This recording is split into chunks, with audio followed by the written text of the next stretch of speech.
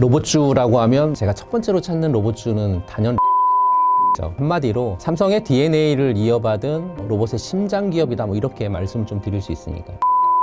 는 단순한 협동 로봇 기업이 아니고요. 삼성전자가 지분 35% 보유하고 있는 최대 주주고, 삼성의 로봇 사업이 본격화된다라고 하면 가장 먼저 그리고 가장 크게 수혜를 볼 수밖에 없는 그런 구조를 갖고 있는 그런 기업이고요.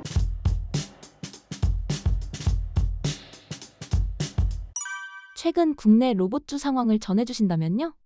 올해까지 그 로봇주만큼 드라마틱한 주가 변동을 보여준 섹터가 없잖아요.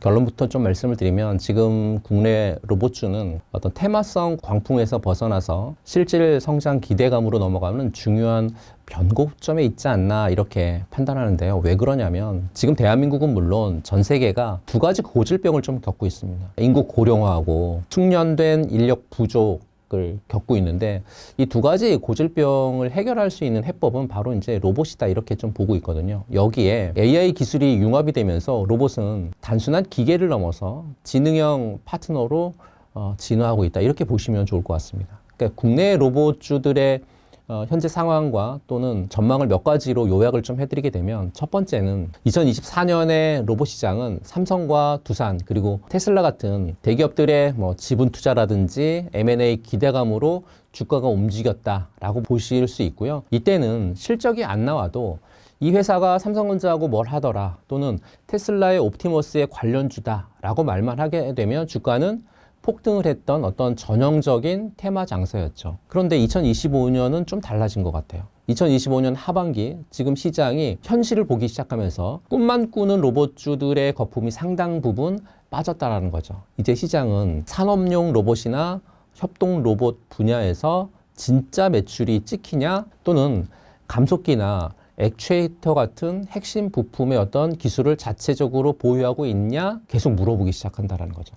더더군다나 국내의 어떤 대규모 수주 계약이 현실화되어 있느냐, 돈이 실적으로 숫자로 찍히는지를 계속해서 물어본다는 거죠. 따라서 지금은 무분별하게 로봇 이름을 붙인 종목에 투자할 때가 아니라 밸류에이션 부담이 낮아지고 실적으로 증명할 수 있는 종목으로 집중을 할 그런 시점이 아닌가 싶고요. 두 번째는 정부와 대기업들의 투자 방향은 더 이상 단순한 산업용 로봇이 아니고요. 이들이 다음 단계인 AI 로봇과 휴머노이드 로봇 시대를 준비하고 있다는 겁니다. 최근에 HD 현대 로보틱스가 대규모 투자를 유치하면서 AI 로봇 개발에 나서고 있는데요. 카이스트도 로봇이 운영하고 있는 우주 정거장을 구축한다라고 하는 그런 목표도 세웠거든요. 로봇은 이제 AI의 몸통으로 진화하고 있다는 거죠. 또한 최근에 이제 과기부 장관 역시 휴머노이드 로봇 산업 육성 정책을 예고하면서 휴머노이드의 어떤 핵심 부품사로 수급이 집중될 것이라고 하는 기대감마저 지금 커지고 있거든요. 그러니까 4분기 이후의 로봇 투자는 AI 기술을 가진 로봇 솔루션 기업 또는 휴머노이드의 핵심 부품 국산화의 어떤 성공한 기업에 집중될 것으로 좀 판단을 하고 있고요. 단순히 공장에서 물건을 나르는 로봇이 아니라는 거죠. 세 번째는 해외 수출이 진짜라는 건데요. 국내 로봇 시장은 아직 내수만으로는 좀 한계가 있습니다. 그래서 로봇의 어떤 주가가 한 단계 더 도약하려면 결국엔 해외 수출로 증명을 해야 되는데, 한국의 산업용 로봇 수출은 2년 연속 두 자릿수 성장을 기록하면서 호재를 보이고 있다는 거죠. 한국산 로봇의 미국 수입 시장 점유율 확대가 계속해서 진행되고 있고, 가장 큰 폭으로 증가하는 시장은 지금은 현재로서는 인도인 것 같고요. 성장 잠재력이 굉장히 폭발적으로 미국 시장이든 인도 시장이든 늘어나고 있기 때문에 이 수출에 대한 부분들까지도 좀 체크해 보실 필요가 있습니다. 이 세 가지를 갖춘 기업을 장기적인 관점에서 좀 바라보신다라고 하면 성공적인 투자를 충분히 하실 수 있지 않을까라고 말씀드립니다. 수많은 로봇주들 중 주목할 만한 종목은 무엇인가요? 로봇주라고 하면 제 영상 많이 보신 분들은 제가 첫 번째로 찾는 로봇주는 단연 레인보우 로보틱스죠. 한마디로 삼성의 DNA를 이어받은 로봇의 심장 기업이다, 뭐 이렇게 말씀을 좀 드릴 수 있으니까요. 레인보우 로보틱스는 단순한 협동 로봇 기업이 아니고요. 삼성전자가 지분 35% 보유하고 있는 최대 주주고, 삼성의 로봇 사업이 본격화된다라고 하면 가장 먼저 그리고 가장 크게 수혜를 볼 수밖에 없는 그런 구조를 갖고 있는 그런 기업이고요. 레인보우 로보틱스의 핵심은 국내에서 이제 독보적인 이족 보행 휴머노이드 로봇 기술이에요. 일론 머스크의 테슬라가 옵티머스를 외치고 있는 지금의 삼성 역시 휴머노이드 로봇에 대한 로드맵을 갖고 있는데 그 로드맵의 어떤 중심에 있는 회사가 레인보우 로보틱스고요. 그리고 이제 감속기라든지 제어기 같은 로봇 원가에서 굉장히 큰 비중을 차지하는 부품을 자체적으로 만들고 있다라고 하는 강점도 있습니다.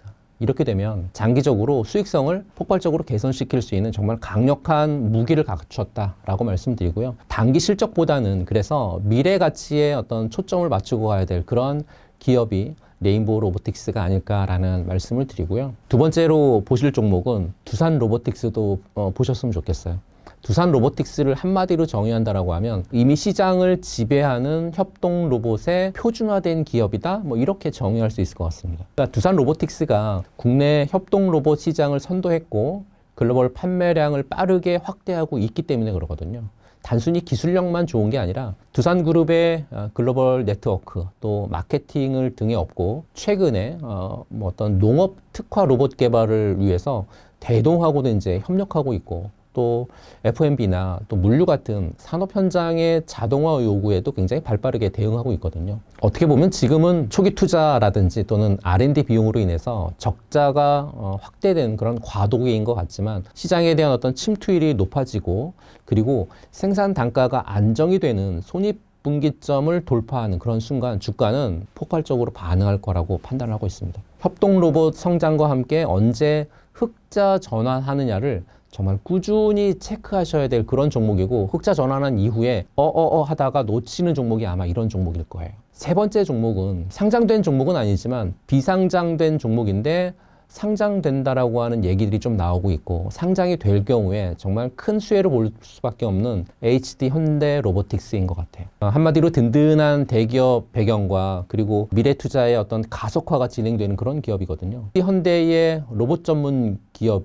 HD 현대 로보틱스가 최근에 무려 1,800억 원 규모의 대규모 투자 유치에 성공했거든요. KDB 산업은행과 그리고 국내 사모펀드 운용사하고 손을 잡았다고 하니까 AI 로봇 개발에 대한 강력한 의지하고 함께 막강한 자금력을 확보했다라고 하는 그런 의미가 되겠죠. 투자 포인트는 HD 현대라고 하는 든든한 모기업을 배경으로 하고 있고 그렇다라고 하면 어떤 안정적인 사업 기반하고 대규모 투자가 용이하겠죠. 이렇게 되면 기술 개발이라든지 시장 확대에 큰 강점으로 작용할 수 있으니까요. 그리고 산업용 로봇 시장에서 선도주자로서 어떤 기술력을 그리고 AI하고의 결합을 통해서 경쟁 우위를 굉장히 확고하게 다지고 있는 그런 기업이고 전체적으로 보게 되면 인건비 상승이라든지 뭐 생산 효율성 증대라든지 이런 요구가 지금 굉장히 많이 커지고 있는 그런 시대에 살고 있는데 산업용 로봇 시장은 꾸준하게 성장할 수밖에 없다. 그런 이유 때문에.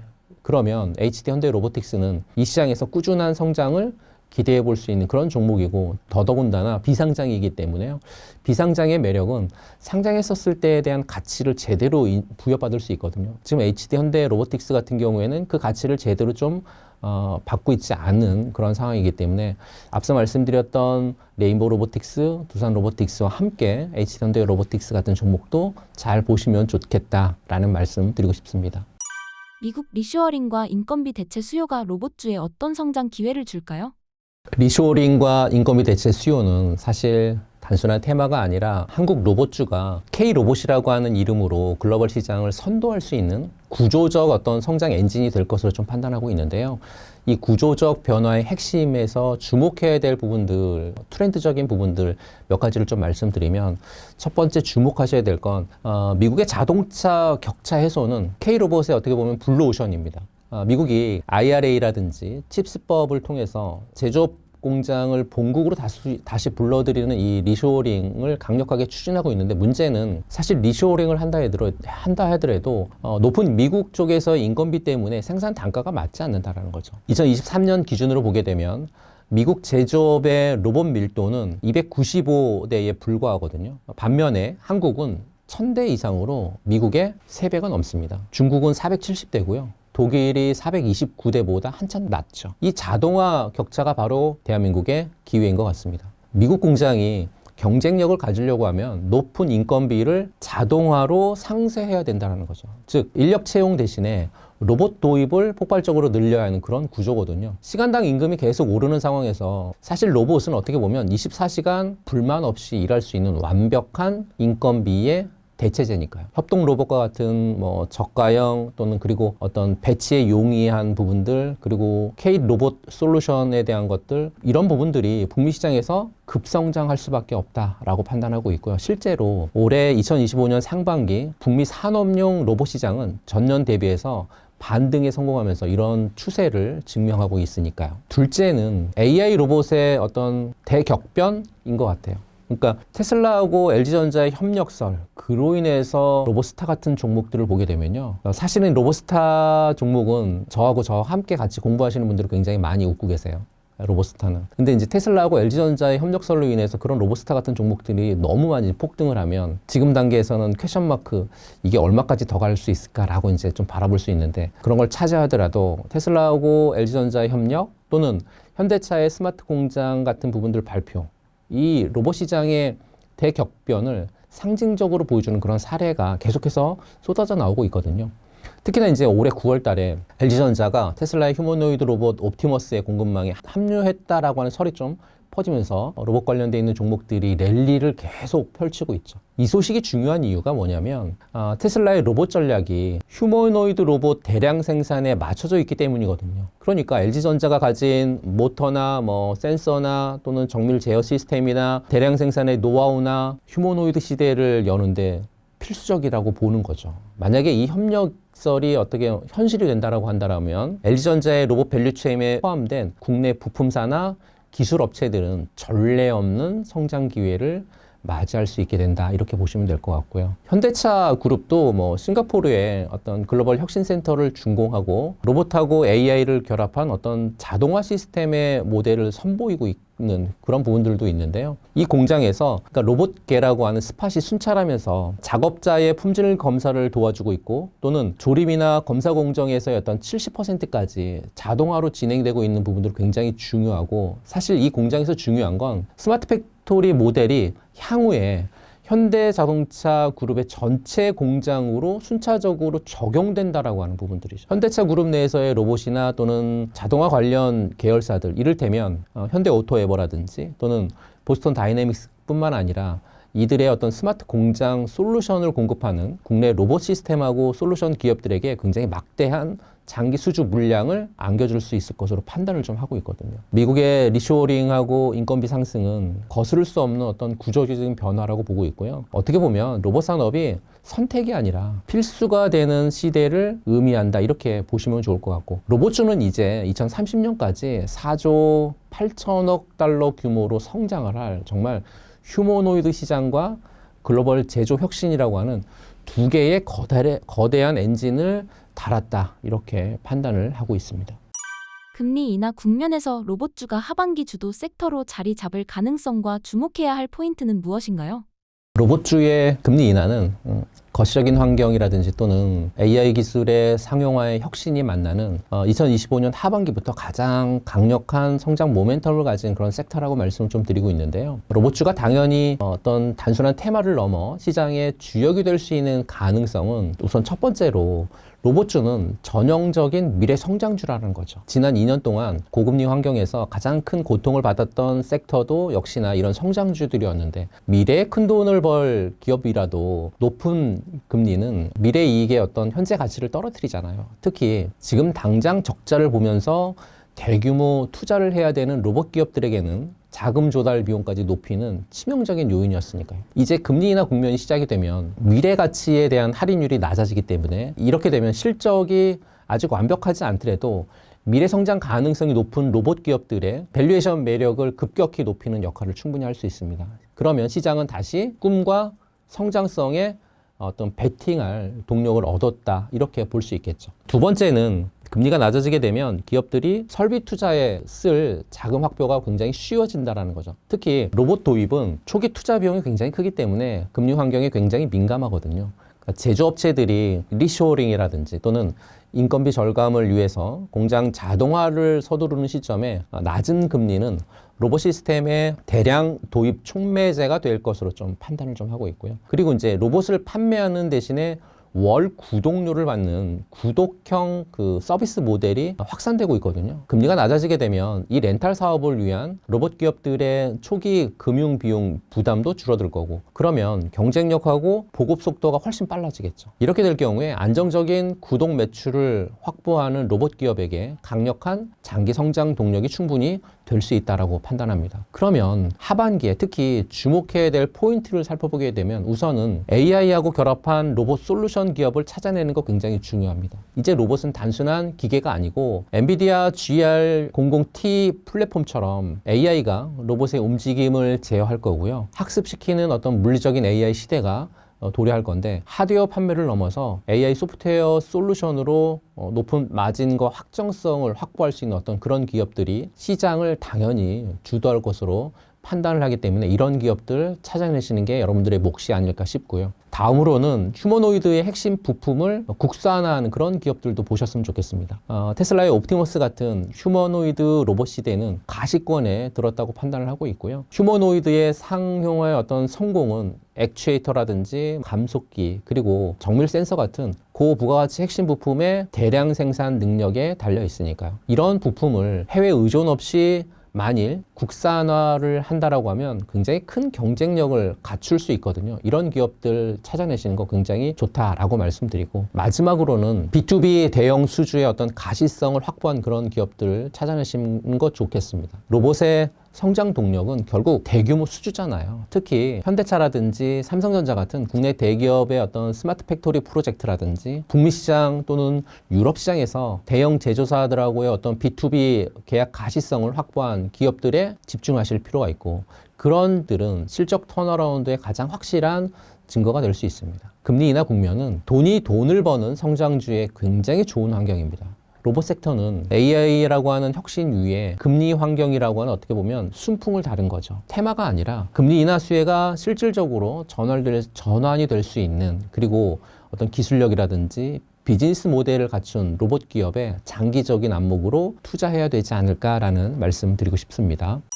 2차 전지 주가가 빠진 이유와 수급 현황은 어떤가요? 2차전지 주가가 고점 대비해서 크게 사실은 조정받은 이유부터 말씀을 드리면, 높았던 눈높이하고 단기적인 현실 사이 어떤 괴리에서 비롯된 구조 조정이 많이 있었고, 원인 몇 가지를 짚어보게 되면 가장 큰 이유는 아무래도 이제 전기차 수요 둔화죠. 여러분들이 많이 얘기하고 계신 전기차 캐즘이 현실화됐기 때문이거든요. 소비자들이 원하는 것처럼 저렴한 가격대의 어떤 보급형 전기차 모델 출시가 지연이 됐고, 시장 전체의 성장 속도가 예상보다 느려졌고, 고금리가 지속이 되면서 전기차를 구매하려고 하는 소비자들이 대출이자 쪽에서의 부담을 느끼기 시작을 했거든요. 그리고 셀 메이커 소재 기업들도 재고가 계속 쌓이기 시작을 했고, 공장 가동률이 하락을 했고, 또 중장기 실적 추정치가 하향 조정이 됐고, 악순환이 이어진 거죠. 실제로 국내 벡터리 3사의 2025년 영업이익 컨센서스는 1년 전 대비해서 한 60%까지 하락하기도 했으니까요. 그 다음 이유는 공급 과잉인 것 같아요. 그러니까 한국 기업들의 어떤 공격적인 설비 확장이 단기적인 수요 증가폭을 초과하면서 공급 과잉에 대한 우려가 커졌기 때문인 것 같습니다. 올해 국내 그 셀 메이커 3사 생산 능력은 130기가와트시에 달하지만 사실 실제 출하량 증부는 50에서 60기가와트 수준에 미치고 있으니까요. 여기에 중국 기업들까지 가세하면서 가격 경쟁이 치열해졌고, 판가 하락 압력이 커지면서 마진율 방어에 대한 불확실성이 커졌기 때문이 아닐까 싶습니다. 최근 들어서 2차전지 주가의 어떤 수급 상황은 한마디로 개인 투자자 대 기관과 외국인의 엇갈린 시선으로 좀 요약을 할 수 있는데요. 무슨 말씀이냐면 2025년 10월 들어서 수급 상황이 개선되고 있다는 거죠. 그러면서 주가가 긍정적 흐름을 보이고 있다는 겁니다. 특히 LG 에너지 솔루션이요, 시장 기대치를 상회하는 3분기 실적을 발표했잖아요. 2차전지 대표주 전반으로 매수세가 확산이 됐고, KRX 2차전지 탑10 지수의 어떤 시가총액이 단기적으로 47조 원 증가하는 상승이 있었으니까요. 사실 주목할 점은 외국인들의 경우 조금씩 매수세가 유입되고 있다고 하는 거죠. 고금리 장기화 우려가 줄어들고, 또 중국과의 어떤 격차를 벌릴 수 있는 기술력이 있는 어떤 셀 메이커라든지 핵심 소재 기업에 대한 저가 매수세가 유입이 되고 있고, 이렇게 유입이 되고 있는 것들이 단기 반등의 어떤 주요 원동력이 좀 됐고, 기관 같은 경우에는 신중한 접근과 단기 상승에 따른 어떤 차익 매물이 출회되는 현상이 잦게 이번에 나타났죠. 기관 투자자들이 2025년 실적 전망치 어떤 하향 조정 가능성을 주시하면서 보수적으로 접근을 하고 있다라고 하는 건데요. 그리고 이제 단기 실적 회복 가시성이 낮은 종목을 중심으로 매수보다는 매도 우위를 좀 보이고 있고, 이는 실적 컨센서스에 대한 굉장히 민감한 부분이 여기에 적용되지 않았을까라고 판단합니다. 작년 그 쏠림 현상 이후에 사실 큰 손실을 본 개인 투자자분들은 현재 관망세 속에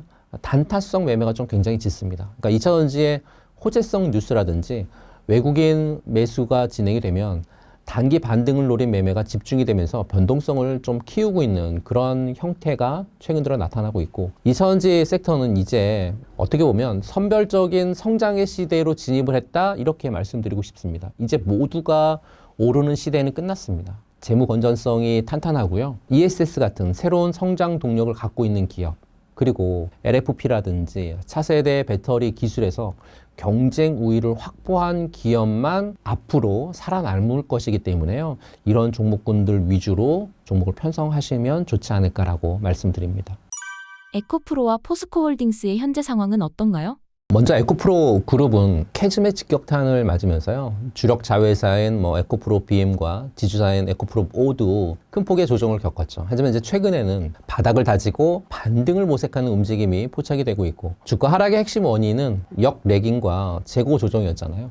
양극재 가격이 원재료인 리튬 가격 하락분을 반영하는데 시차가 있다 보니까 생산 비용보다 판매 가격이 낮아지는 역레깅 효과로 인해서 실적에 큰 타격을 입었고, 에코프로 BM이 연속 적자를 기록했었던 가장 주된 원인이 이 원인인 것 같습니다. 그리고 주요 고객사인 전기차 제조사들의 재고 조정 영향으로 인해서 양극재 출하량이 감소하면서 공장 가동률이 상당히 많이 떨어졌고, 또 고정비 부담도 많이 커졌으니까요. 그런데 2025년 에코프로 그룹 전체 흑자 전환을 좀 예상하고 있는 부분들이 있는데요. 배터리 소재 가격이 저점에서 안정화되고 있고, 또 대규모 재고 자산 평가 충당금 이슈가 해소가 될 거다라고 하는 전망을 통해서 올해 에코프로 전체 흑자 전환을 예견하는 그런 부분들이 커지고 있는데요. 거기에 최근 수급을 보게 되면 에코프로 그룹단에서 외국인과 기관들의 동반 순매수세가 포착이 되고 단기 수급 여건이 개선되고 있습니다. 이는 조정 국면에서 이탈했었던 기관 자금이 일부 돌아오고 있다라고 하는 긍정적인 신호라고 볼 수 있습니다. 에코프로의 투자 포인트를 놓고 본다라고 하면요. NCA 양극재의 기술적 우위를 바탕으로 인해서 고객사의 어떤 다변화라든지 신규 시장인 ESS하고 LFP 진출을 통해서 위기를 좀 극복하려고 하고 있거든요. 하지만 여전히 높은 이제 밸류에이션 부담이 상존하고 있기 때문에 실제 출하량 증가라든지 또는 실적 턴어라운드의 가시성에 좀 집중해야 될 부분이 아닐까 싶어서요. 에코프로 투자 포인트까지 말씀 좀 드렸는데, 자세하게 차트를 보면서 한 번 더 설명을 드려보도록 하겠습니다. 에코프로의 일봉 차트가 아니고 주봉 차트입니다. 에코프로의 주봉 차트인데요. 제가 검정색 라인을 이렇게 하나 가로선으로 그어놨거든요. 검정색 라인 가로선 그어놓은 건 9만 원입니다. 9만 원이고, 에코프로가 이 가로선 그어놓은 9만 원대에 안착을 하느냐의 여부가 최근 들어서 굉장히 중요한 이슈가 될 것 같고요. 주봉에서도 특히 이제 제 영상을 많이 보신 분들은 제가 강조하는 선이 하나가 있는데, 검정색 선을 굉장히 강조합니다.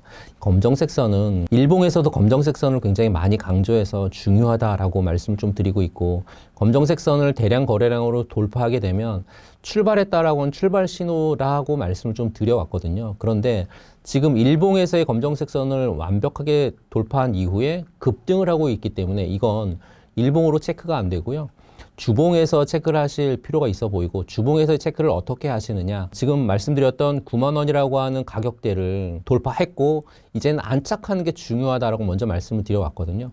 그러면 9만 원이라고 하는 가격대를 안착하는 여부를 따져서 안착을 할 경우에는 주가의 흐름은 이렇게 횡보하다가 급등을 할 수 있거든요. 그런데 지금 2차전지 대부분의 종목들을 놓고 본다라고 하면 가장 중요한 공장 가동률이라든지 실적에 대한 부분들보다는 수급적인 측면으로 인해서 주가가 올랐다고 하는 판단이 너무 크기 때문에 9만 원이라고 하는 가격대는 아마 지켜내기는 좀 어려울 거다라고 판단을 좀 하고 있습니다. 그러면 두 번째는 어떤 부분에서 주가를 지켜보셔야 되냐. 두 번째 부분은요. 거래량이 가장 많은 주간이었었던 이 빨간색 첫 번째 주간 말고 두 번째 주간에 이 대량 거래량을 동반한 장대 양봉의 시가 부근이 75,000원이거든요. 가격대를 놨을 때. 그 75,000원 부근까지 주가는 내려올 가능성이 높기 때문에 첫 번째적인 가격대의 흐름에 있어서 9만 원이라고 하는 지가 지켜질지, 두 번째 시초가 부근, 장대 양봉의 시초가 부근이 75,000원 부근이 지켜질 건지 아니면 눌림이 될 건지에 대한 두 가지 체크 포인트를 갖고 에코프로라고 하는 종목을 보셨으면 좋겠다라는 말씀을 드리고요. 두 번째 종목으로 넘어가면 포스코그룹은 지주사인 포스코홀딩스를 중심으로 해서 철강 본업의 어떤 안정성이라든지 2차전지 소재 사업의 어떤 수직 계열화라고 하는 이 두 마리 토끼를 잡으려고 하는 전략이 굉장히 중요하죠. 주가 조정의 원인은 소재 사업의 어떤 일시적인 부진 때문인 건데요. 특히 이제 포스코 퓨처엠 같은 부분들을 놓고 보면 2024년에 양극재 출하량 감소라든지 또 영래깅 손실로 적자 기록하면서 2차전지 사업 부문에서 굉장히 크게 부진했습니다. 어떻게 보면 지주사인 포스코홀딩스의 주가에 굉장히 큰 부담으로 작용했으니까요. 그리고 글로벌 경기 둔화라든지 또는 계절적 비수기 영향으로 인해서 철강 본업의 어떤 실적 회복 속도도 굉장히 느렸으니까요. 그런데 2025년 들어오면서 특히나 이제 하반기부터는 좀 달라진다라는 거죠. 그룹의 어떤 실적 전망이 크게 개선될 것으로 판단하고 있는데 포스코 퓨처엠 같은 경우에 올해 연간 기준으로 출하량이 증가할 겁니다. 그리고 판가 안정화도 진행을 할 거여서 실적 개선에 대한 부분들을 굉장히 크게 기대가 되고 있는 그런 기업이고 특히 양극재 캐파가 2025년 31만 톤으로 급증할 걸로 보고 있거든요. 캐즘 이후에 수요 회복이 진행이 되고 가장 큰 수혜를 볼 수 있는 그런 구조적인 종목이 아닐까 싶고 포스코홀딩스도 리튬 광산부터 해서 양극재, 음극재 생산까지 이어지는 수직 계기잖아요. 영래깅 구간에서 이 수직 계열화가 오히려 사실은 독이 됐지만 이제 가격이 안정화되는 4분기부터는 공급망 안정성이라고 하는 가장 강력한 무기로 재평가받고 있는 그런 상황입니다. 그러니까 포스코홀딩스는 철강이라든지 2차전지 소재의 매력을 동시에 가진 그런 종목이고 에코프로처럼 어떤 폭발적인 주가 상승은 제한될 수 있습니다. 비교할 수 없는 안정성을 제공하는 그런 기업이기 때문에 그렇고요. 2차전지 섹터에 투자하고 싶은데 변동성이 좀 두려운 투자분들에게 굉장히 적합한 대안처가 이 포스코홀딩스가 아닐까 싶어서요. 포스코홀딩스도 차트를 보면서 말씀을 좀 드려보겠습니다. 포스코홀딩스의 일봉 차트인데요. 중요한 부분들은 검정색 라인 굉장히 중요하다고 말씀드렸고 검정색 라인이 241선으로 제가 쓰고 있는 1년선입니다. 1년선 주변에 장대 양봉이 나올 때 대량 거래량이 발생을 하게 되면 이런 종목군들은 이제 바닥에 있었던 종목이 위로 상승할 가능성이 굉장히 높다라고 보신다라고 설명을 드려왔기 때문에 1년선 부근 내외에서 이렇게 횡보하고 있는 종목은 정말 좋은 종목이다라고 판단하고요.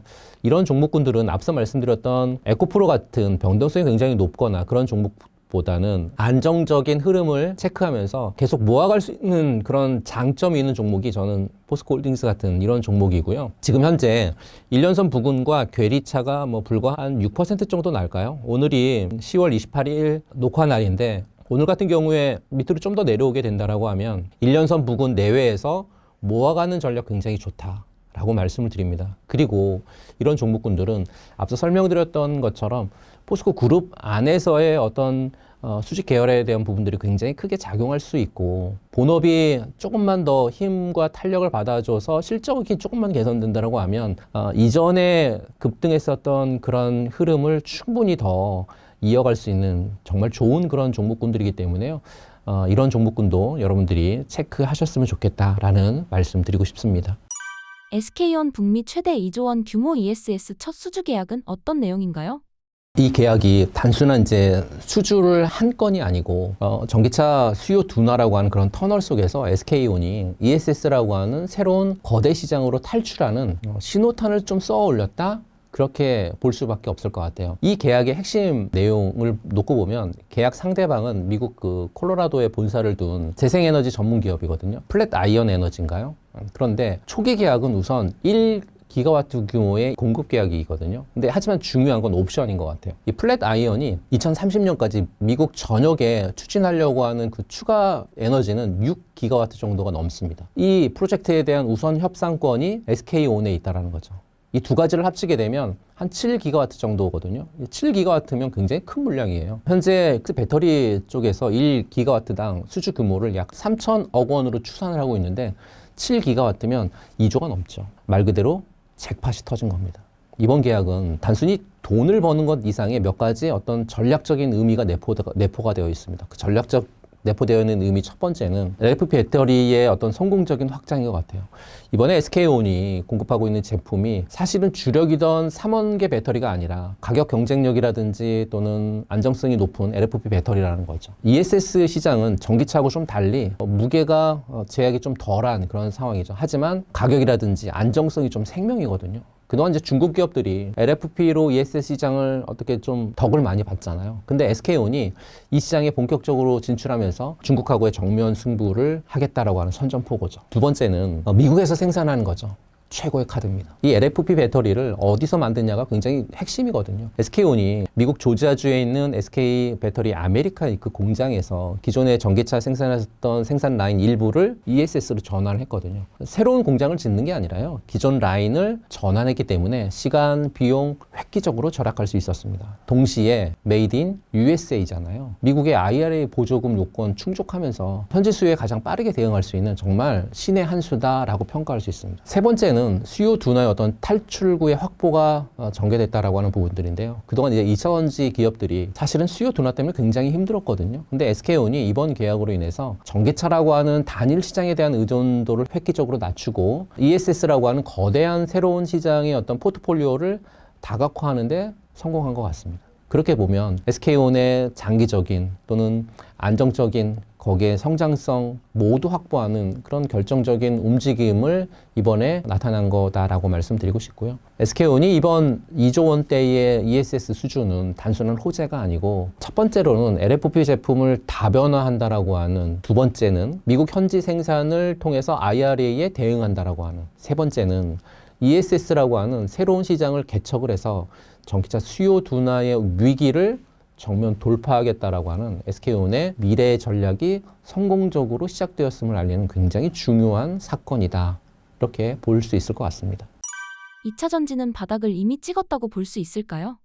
결론부터 말씀을 좀 드리면 대부분의 종목은 긴 하락 사이클의 종착역에 가까워졌지만 진정한 바닥은 확인 과정이 더 필요하다. 다만 장기 투자 관점에서는 분할 매수 적기의 초입으로 볼 수 있는데요. 지금이 단순 반등이 아니라 긴 하락 사이클의 리셋이 일어나는 시점이다라고 말씀드리고요. 이 관점에서 현재 상황과 향후 전망을 좀 몇 가지로 짚어드리게 되면 바닥론을 뒷받침하는 긍정적인 몇 가지 시그널이 나오기 시작했다는 거죠. 그 시그널 첫 번째가 영 레깅에 대한 악몽이 끝났다라는 겁니다. 2023년부터 시작이 된 양극재 기업들의 실적을 박살냈던 건 리튬 가격 하락이 멈추고 안정화됐다라는 거거든요. 즉 재고자산 평가 손실이라고 하는 최악의 국면은 지났다라는 겁니다. 둘째는 전기차 수요 둔화를 메워줄 구원 투수가 등반했다는 거죠. 바로 ESS 시장의 폭발인 거죠. 최근에 LG 에너지 솔루션이 테슬라하고 약 6조 원 규모의 수주, 그리고 SK온이 북미에서 2조 원대 ESS 잭팟을 터뜨렸고, 테슬라 역시 3분기 호실적을 발표하면서 전기차 수요 둔화 우려를 일부 불식시켰죠. 차 하나만 바라보던 리스크가 이제는 분산이 된 거죠. 세 번째 가장 중요한 수급인데요. 스마트머니가 들어오고 있습니다. 10월 들어서요. 2차전지 ETF가 국내 ETF 중에서 수익률 1위를 기록했습니다. 특히 2차전지 쪽에서의 에코프로 비행 같은 핵심 종목에 외국인과 기관들의 저가 매수세가 유입이 됐고, 어떻게 보면 진짜 바닥에서 나타나는 가장 전형적인 어떤 수급 신호가 지금 나타났다. 이렇게 말씀드리고 싶습니다. 그렇다라고 하면 지금이 장기 매수의 어떤 적기인가에 대해서 물어보신다라고 하면 장기 투자자분들에 대한 매수 적기는 맞습니다. 라고 말씀드리고 싶습니다. 지금이 정말 장기 매수의 골든타임이 시작되는 지점이다라고 판단하고요. 이유는 앞에서 이제 세 가지 시그널을 말씀드렸고, 그럼 장기 매수의 어떤 기준은 어떻게 되는지 좀 말씀드려보면, 첫 번째 기준은 수직 계열을 완성한 기업에 투자하셨으면 좋겠다라는 거죠. 리튬 가격이 요동치는 것을 경험한 이상 이제 원자재부터 소재까지 수직 계열화를 완성한 기업만이 안정적인 수익을 낼 수 있겠죠. 예를 들어보면 포스코홀딩스 같은 이런 기업입니다. 두 번째 기준은 ESS라고 하는 새로운 엔진을 장착한 기업에 투자라고 말씀드리고 싶습니다. 전기차만 바라보는 기업은 위험하죠. LG 에너지 솔루션이라든지 SK온의 사례처럼 북미 시장을 중심으로 해서 폭발적으로 성장하고 있는 ESS용 LFP 배터리 같은 새로운 모멘텀을 확보한 기업에 집중을 하셨으면 좋겠고, 예를 들면 LG 에너지 솔루션이라든지 삼성 SDI 같은 이런 관련되어 있는 종목의 밸류체인 기업들이 여기에 해당이 될 수 있을 것 같습니다. 세 번째 기준은 기술 초격차를 가진 기업에 투자하라라고 말씀드리고 싶습니다. 중국의 LFP가 치고 올라오고 있는 지금 결국 살아남는 건 기술력이거든요. 예를 들면 하이니켈 양극재의 독보적인 기술을 가졌거나 뭐 에코프로가 여기가 되겠죠. 에코프로 그룹이 여기가 되겠죠. 또 전고체 배터리 같은 차세대 기술을 선점하고 있는 기업만이 최후의 승자가 되지 않을까요? 지금은 현금을 모두 투입할 때가 아니라 말씀드린 세 가지 기준에 부합하는 진짜 1등주를 골라 담으면서 철저히 분할 매수로 장기적인 부를 준비해야 될 때가 아닐까라고 말씀드리고 싶습니다. 하반기 2차 전지에 기대할 만한 이벤트와 상승 시점은 언제일까요?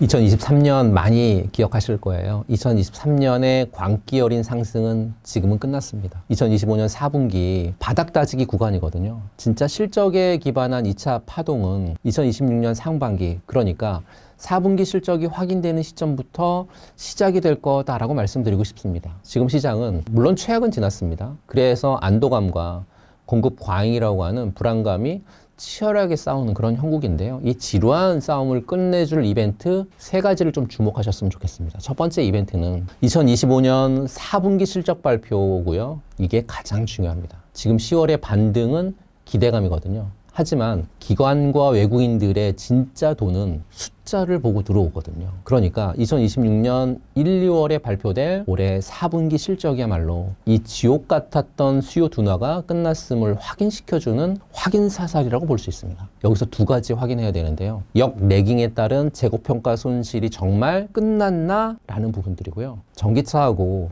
2차 전지를 통한 양극재 출하량이 의미 있게 반등했는가? 이 두 가지 숫자가 찍히거든요. 반드시 확인하셔야 될 필요가 있을 것 같고요.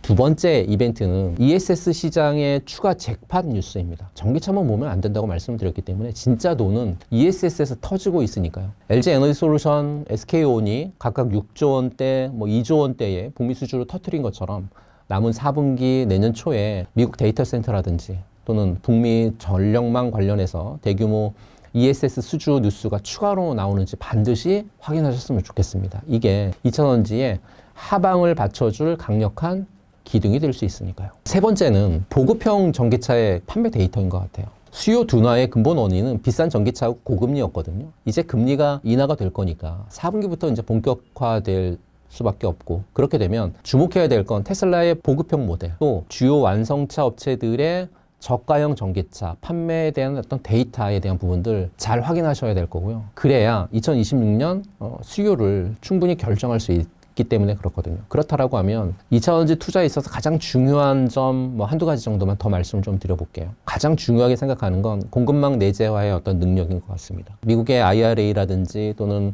유럽의 CRMA 같은 보호무역주의가 피할 수 없는 현실이거든요. 현지 공장을 통해서 수혜를 좀 극대화하고 또 중국하고의 경쟁에서 자유로운 공급망을 갖춘 그런 기업들 승리하겠죠. 예를 들면 북미에 대규모 공장을 건설 중인 셀 3사라든지 소재 기업 같은 부분들 체크하실 필요가 있고, 포트폴리오는 다각화하셔야 되겠죠. 3원계 배터리뿐만 아니라 가격 경쟁력의 LFP, 또 궁극의 어떤 기술인 전고체 배터리 같은, 또 ESS에서의 어떤 다양한 수요처라든지 제품 라인업을 갖고 있는 그런 경기 변동이 굉장히 강해야 되는 상황이기 때문에 포트폴리오는 다각화하셔야 될 것 같고요. 재무 건전성도 당연하죠. 그러니까 설비 투자가 폭발적으로 증가하는 시기에는 현금 흐름이라든지 재무 안정성 생명이거든요. 그러니까 공급 과잉 시기를 버틸 수 있는 체력이 있는 그런 기업들 반드시 선택할 필요가 있겠습니다. 2차 전지 성장은 제가 볼 때는 일직선이 아닙니다. 계단식인 것 같아요. 올랐다가 가고 반드시 숨고르기가 있을 건데요. 지금 바로 그 숨고르기 구간 아닐까 싶고요. 공포에 팔지 마시고 미래 경쟁력을 믿고 차분히 대응하시는 분들이 성공적인 투자를 하지 않을까라고 말씀드리고 싶습니다. 신사임당 구독자분들께 한마디 부탁드립니다. 늘 언제나 응원해 주시고 또 많이 사랑해 주셔서 여기까지 왔는데요. 너무 감사드리고요. 경제원탑도 많이 사랑해 주시기 바랍니다. 경제원탑에서 매달 10일마다 제가 특강을 좀 하고 있는데 무료로 유튜브에서 무료 특강을 하고 있으니까요. 매달 10일 참고하셔서 경제원탑에서도 특강 많이 사랑해 주시기 바라겠습니다. 감사합니다.